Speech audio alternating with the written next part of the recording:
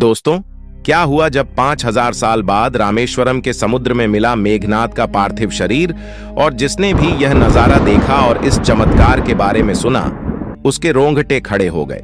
Video को शुरू करने से पहले यदि आप ही प्रभु श्री राम के सच्चे भक्त हैं, इस वीडियो को लाइक और हमारे चैनल को सब्सक्राइब करना ना भूलें। इस घटना की शुरुआत होती है भारत सरकार द्वारा राम सेतु की खोज करने के लिए भेजे गए कुछ गोताखोरों से। जब उन्होंने रामेश्वरम के समुद्र में छलांग लगाई तो उनका उद्देश्य था कि वो राम सेतु से जुड़े कोई साक्ष्य को ढूंढ पाए, लेकिन उन्हें इस बात का अंदाजा नहीं था। उनका पाला मेघनाद के सबसे होने वाला, जो कि समुद्र में भी पसीने छूट गए। जब भारत सरकार इन गोताखोरों की टीम को समुद्र के अंदर भेजा गया तो यह राम सेतु से जुड़े हुए साक्ष्य ढूंढ रहे थे। इन्हें कई जगह पर तैरते हुए पत्थर भी मिले, लेकिन समुद्र में और अधिक गहराई में जाने पर वहां पर इन्हें एक ताबूत रखा हुआ दिखाई दिया। सभी गोताखोर बहुत ज्यादा डर रहे थे, क्योंकि यह ताबूत श्रीलंका की सीमा के बहुत नजदीक मौजूद था।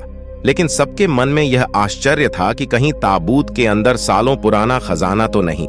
जैसे तैसे हिम्मत जुटाकर जब उन्होंने उस ताबूत को खोला तो अंदर का नजारा देखकर सभी के रोंगटे खड़े हो गए, क्योंकि उस ताबूत के अंदर एक बहुत विशाल नरकंकाल मौजूद था। तभी चारों ओर से अचानक बहुत तेजी से हंसने की आवाजें आने लगीं। सभी गोताखोर बहुत ज्यादा डर गए थे। इतने में ही पलक झपकते वह ताबूत कहीं गायब हो गया, लेकिन कुछ ही समय के पश्चात वह ताबूत कहीं कहीं दूसरे स्थान पर दिखाई दिया। जब वह उसके पास जाते तो बहुत आश्चर्यजनक रूप से गायब हो जाते हैं, मानो यह किसी की मायावी शक्ति की वजह से हो रहा हो। डर के मारे सभी गोताखोर राम सेतु के सबूत लेकर समुद्र से बाहर आ गए, लेकिन वह उस ताबूत को अपने हाथों से हिला भी नहीं पाया। लेकिन आप सभी के मन में एक ही सवाल उठ रहा था कि उस ताबूत के अंदर वह नरकंकाल किसका था, हंसने की तेज आवाज समुद्र के अंदर किसकी थी, और वह मायावी शक्ति कौन थी जो बार बार आवाज परिवर्तन कर रहा था। समय के प्रसिद्ध प्रोफेसर, जो कई सालों से रामायण के शोध का है, जब उन्होंने गोताखोरों के माध्यम से इस घटना के बारे में सुना तो उनका कहना था, रामायण में केवल एकमात्र योद्धा ऐसा था जिसके पास इस तरह की मायावी शक्तियों ने, जो अपनी शक्तियों से कई रूप धारण कर सकता था, जो अपनी शक्तियों से अपने रथ को गायब कर सकता था, जिसके मरने के बाद भी उसका ककाल जोर से हंस रहा था। उस महान योद्धा मेघनाद, धर्म युद्ध के मैदान में सबका पसीना छुड़ाने वाला महान योद्धा मेघनाद लंकापति का सबसे बड़ा पुत्र था और रावण की पहली पत्नी मंदोदरी मेघनाद को जन्म दिया था। लेकिन उन्होंने अपने पुत्र का नाम मेघनाद क्यों रखा, इसके पीछे भी एक घटना है। शास्त्रों के अनुसार जब मेघनाद का जन्म हुआ तो उसके रोने की आवाज एक साधारण बालक की तरह नहीं, बल्कि बादल की गड़गड़ाहट की तरह। इस वजह से उस बालक का नाम मेघनाद रखा गया। मेघनाद ने अपने पिता की तरह स्वर्ग पर अधिकार जमाया था। उसने इंद्र को पराजित कर दिया था। ध्रुव को परास्त करने के कारण स्वयं ब्रह्मा जी ने इसका नाम मेघनाद रखा था। एक अध्ययन के अनुसार यह भी पता चला कि मेघनाद रामेश्वरम के समुद्र में भी तपस्या किया करता था। लेकिन अभी भी सबके मन में यही सवाल था, जो ताबूत समुद्र के अंदर दिखाई दिया था, उसमें सचमुच में क्या मेघनाद का ही नरकंकाल था। जिसके बाद सभी वैज्ञानिक साक्ष्य जुटाने में जुट गए। उन्हें एक ऐसे सबूत की जरूरत है जिसके आधार पर साबित कर सकें, और समुद्र के अंदर आज भी सब ताबूत के अंदर मेघनाद का है। घटना रामायण में भी देखने को नहीं मिलती। इस घटना के बारे में पता नहीं, लेकिन जब आप जानेंगे तो आप भी हैरान रह जाएंगे। मेघनाद अपने पिता को अपना सब कुछ मानता था, उसे पता था।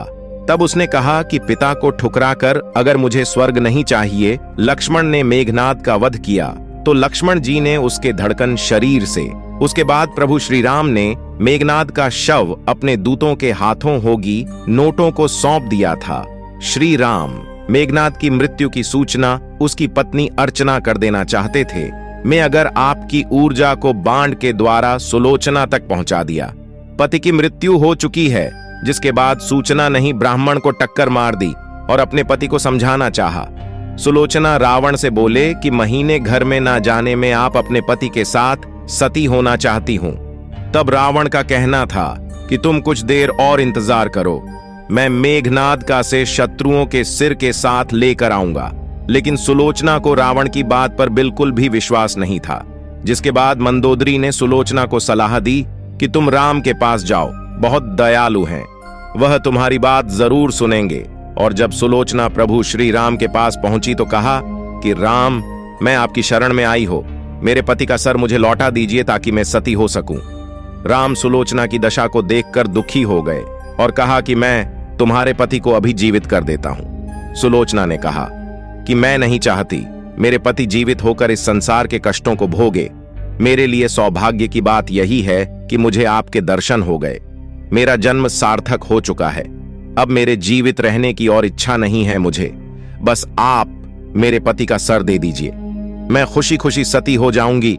जिसके बाद प्रभु श्री राम के कहने पर सुग्रीव मेघनाद का सर ले आए। लेकिन सुग्रीव का कहना था कि वह सुलोचना की सारी बातों को सच केवल तभी मानेंगे जब यह सर हंसने लगेगा। यह सुलोचना के सतीत्व की सबसे बड़ी परीक्षा थी। उसने करते हुए स्वर से कहा, स्वामी जल्दी से हंसी है, वरना मेरे सतीत्व पर कोई विश्वास नहीं करेगा।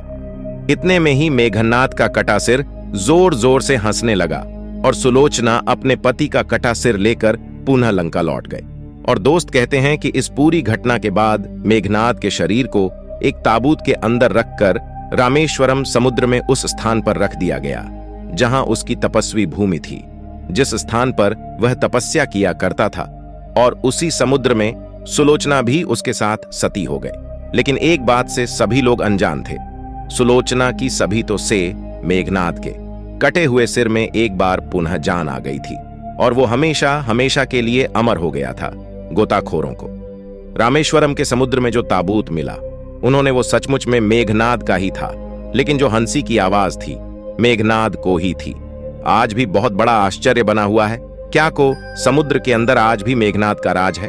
श्रीलंका की खबर के अनुसार कई मछुआरों को समुद्र के अंदर गहराई से अचानक से हंसने की आवाज आने लगती है। कई बार तो अत्यंत गहराई में गए, उनके जाल अपने आप में बाहर आते स्थान था। एक महिला ने अपने पिता की आज्ञा लिया, पालन करने के कुछ न्यौछावर कर्जी आशावर कर दिए, लेकिन एक पर एक बड़ा पढ़ाई पर हरिद्वार आकर हमेशा हमेशा हमारे हो गया। यह घटिया गए लोगों के मुंह पर करारा तमाचा पर करारा रहा है। रामायण केवल कल्पना मात्र है, क्योंकि आज भी मेघनाद कहीं ना कहीं इस समुद्र के अंदर मौजूद है, जिसका प्रमाण समय समय पर मिलता रहा है। इस घटना को लेकर आप क्या विचार रखते हैं? क्या इस सच्चाई के बारे में आज से पहले आप जानते थे या फिर नहीं? नीचे कमेंट बॉक्स में हमें जरूर बताइएगा। और यदि आप लोग भी प्रभु श्री राम को सच्चे दिल से मानते हैं तो हमारे चैनल को सब्सक्राइब करना ना